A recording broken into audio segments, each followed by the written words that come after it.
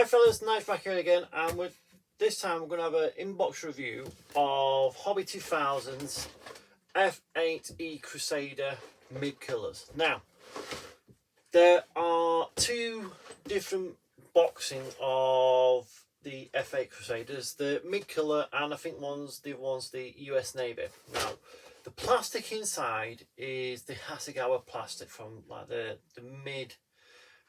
late 90s, early 2000s, but it's a really cracking kit. So as you can see, we've got a massive box for not, I mean, when I open this up, you'll laugh. Well, let's see if I can just quickly show you. So as you can see, you know, it's a massive box for not very much in there. In a way, they could have got away with a smaller box. But this one is, as it says there, it's the Mig Killer. So we have those two markings on there, which we'll talk more about in a minute. Okay, and like I said, it's the Hasegawa plastic that's in there. So what we'll have a look, we'll switch over to the hood and we'll have a close look. So we'll start with the instructions. Okay, as we've all Hobby 2000 kits, they're more of a pull-out sort of instructions. We're not very many stages at all. So we have on the first page our sprue map, so all the parts within the kit. We have a color call out in AK Reactive, Alcad, Ammo, Hitaka, Mystical, Rebel and Tamiya, and then the actual name of the colors, and then all the different types down there.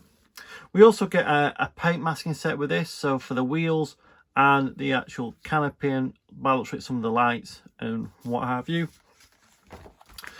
We open it up and we have, it says total of 13 sections. So starting with the ejection seat and the cockpit tub, moving on to the intake and wheel well assemblies, putting the main fuselage together with all those inside with the air brake system, because this aircraft, which I'll show you in just a minute, it didn't have an air brake as such. It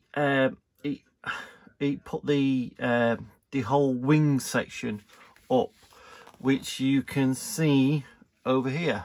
So we've got the main wing down, main wing up. Okay, and how we have the control surfaces.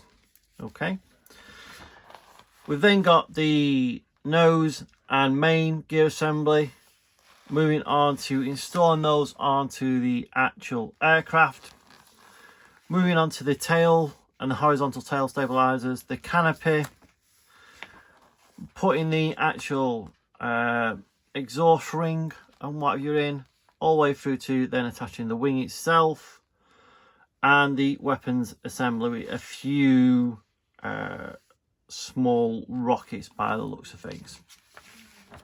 We then move on to the two color call outs. So we've got a Crusader that was flown by Lieutenant Commander Tin Hubbard from the Fighting Checkmate, so that'll be that bit there. Okay, in September 1967.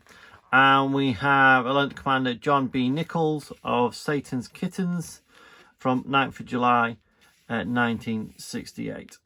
Okay, so the overall navy grey and white belly scheme, and that is the instructions. Not much to it at all. Okay, so hopefully it should be a fairly simple, quick build. So we'll move on to the plastic. I've already took this out of the packaging so we can have a quick look at it. I'll just pull them out as I'm going. So this is sprue R and S by the looks of it, and this is to do with some of the cockpit detail and some of the actual undercarriage. So we start with some lovely detail there on the instrument panel. Like I said before, this kit's from late 90s, early 2000s, so I'm not expecting a high level of detail, but I'm expecting a good level of detail because it's Hasegawa. We've got nicely rendered or nicely molded undercarriage legs and what have you. The wheels look quite neat. The only downside on the wheels that I did notice is some injection pin marks, which hopefully shouldn't take too much to actually take out. Same on the nose wheel to get rid of. Next sprue, we are talking about some of the control surfaces. So we've got F and G. So you can see some really nice rivet lines and panel lines in there. A little bit trenchy, but I would expect that from a kit of this era. Again, some injection pin marks that potentially you're going to have to sand because they're raised. You shouldn't have to fill them, so a quick swipe with a sanding sponge or something like that. And again, same on these parts here, because obviously these sandwich together with these, and if you're not careful, they're not going to meet correctly.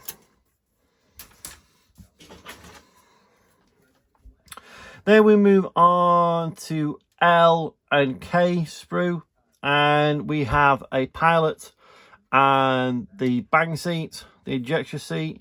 We've molded on seat belts, so I would recommend probably getting rid of those and either making your own or installing some photo etch. Sides of the cockpit there. We've then got some pylons, and again some nice rivet lines, some nice, though a little bit trenchy panel lines.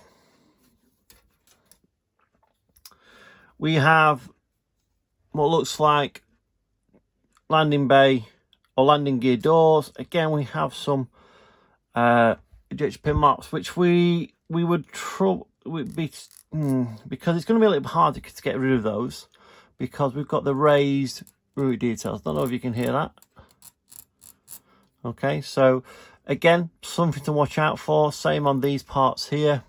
How noticeable they will be, I won't know until I'm actually looking at building it. There's actually quite a lot all over the place. Look there, all on that part, replicated there, and then we've got all on that part replicated there. Then we've got the upper and lower wing section.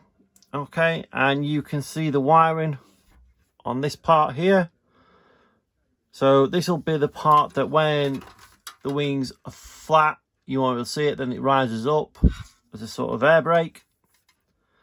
We have some nice detail on here, some nice raised and resets. Now these reset panel lines look a lot better. They're not as trenchy as some of the parts, and then you can actually see the wing fold part there as well. It's quite nice. One piece tails. Some really nice detail all around. Then move on to the main fuselage, so you can actually see it's actually going to be quite a big aircraft. There's probably about 35 centimeters or thereabouts. Okay, and again, if we start at the front, moving all the way along, you can see there's some nice panel lines, some nice rivet details, and again, not as trenchy as some of the other parts. We then have this bit is the bit that sits up here on the upper fuselage, so where the air brake, the wings rotate up. We've got some wheel wells parts, so some bulkheads there, the main wheelbay part, the exhaust, the intake, which we're going to flip that over in a minute to have a look at. There's some quite nice detail in that exhaust ring, just there, look. And then we'll flip it over. We have some nice raised detail on the cockpit. So we're going to have to get rid. Yes, I think it's, I'm home, maybe not. Let's have a look. So that, okay, is the inside of the intake. And as you can see, we have some more ejection pin marks, but I don't know how much you will see with that, because as you can see, it curves, it goes onto this bit here, which has got the main, well, the front wheel bay on it. So I don't know how that will work. We have the internal of the engine from the rear, and again the other side of the exhaust ring. A little bit of detail on the fuselage wall in the cockpit.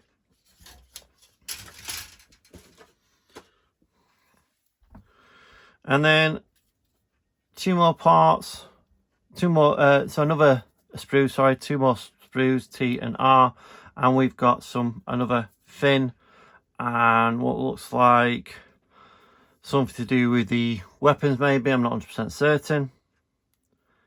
But again, some nice detail. Going back to that little bit trenchy sort of detail on there. That one's a little bit rough, so it might need, yeah, I can feel where probably the mold, I don't know if you're going to be able to catch, I'm going to be able to catch there, you can just see it. It's a bit rough around that sort of area. So a quick swipe with a sanding stick. We've then got, again, another part of the same as that T part. Moving on to the clear parts. So have I opened these up? No, I've not opened the clear parts up, so just bear with me. Just get my knife. Okay.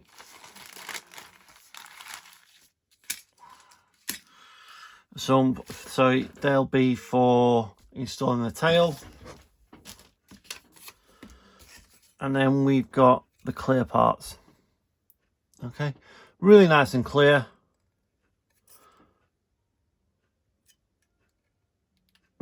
Same as normal with a lot of Hasegawa kits.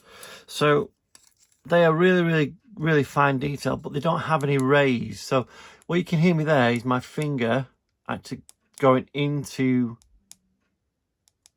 a recess. So a lot of canopies, they will get built and they'll have a rib round it on most models, but this one hasn't. So that makes making the mast a little bit harder for it. But the good thing is in this kit you get a mast set. Talking of which, here it is, made from white vinyl. So you can see we've got the wheels, we've got the canopy, and you can actually see where it's already starting to shrink. And then we move on to the decals. Now these decals are printed by Craft, so you are not going to have any issues whatsoever with these. Really super thin. Really good colour. Okay, no bleach through or anything like that. It looks absolutely fantastic.